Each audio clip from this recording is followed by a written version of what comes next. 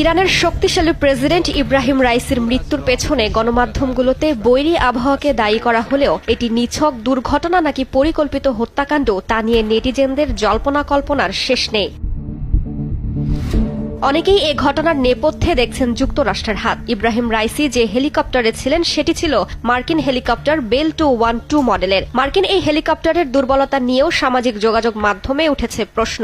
Tehran কি এই দুর্বলতা সম্পর্কে কিছুই জানত না? এমন প্রশ্ন ঘুরপাক খাচ্ছে। তবে 1979 সালে ইসলামী বিপ্লবের পর ইরানের কাছে এমন কোনো হেলিকপ্টার যুক্তরাষ্ট্র বিক্রি করেনি এমন তথ্য উঠে এসেছে গণমাধ্যমে।